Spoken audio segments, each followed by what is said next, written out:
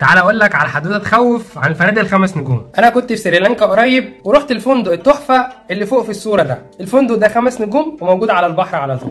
مدير الفندق بقى يبقى صاحبي، تعرفنا على بعض من الشغل، فقرر ان هو يعمل معايا واجب ويديني اوضه حوار. اللي هي الاوضه دي طبعا سيبك من منظر الاوضه والسرير والفيو التحفه، انا كل اللي فارق معايا وهو عارف ان اكتر حاجه بحبها هي القهوه، وابص الاقي في مكنه قهوه موجوده في الاوضه كده، احلى حاجه في الكوكب. يومها بقى بعد ما اخلص شغل قلت له تعالى اعزمك على كوبايه قهوه. جهزت القهوه وجبت الكبسوله ولسه بحطها في المكنه، جبت المج عشان احط القهوه. اول ما حطيت المج قال لي استنى، ايه اللي بتعمله ده؟ قال لي في اي فندق في العالم مهما كان درجه النجوم بتاعته، الكوبايات اللي موجوده في الاوضه ما تعتمدش عليها ولا على درجه نظافتها. اقول لك على حاجه، اقل ما فيها بيترمي فيها العاب السجاير، ومهما نضفها العامل برضه ما بتوصلش للدرجه اللي تريحها. فقال لي تعتمد على الكوبايات الورق او الكوبايه الشخصيه بتاعتك. ويا بخت اللي صاحبه مدير فندق 5 نجوم عشان يظبطه في احلى اوضه. دايما وفي نهايه اي فيديو مش عايزين ننسى اخواتنا في غزه وفلسطين، يا رب يا رب يزيح عنهم الغمه قريب ونسمع اخبار حلوه تفرح.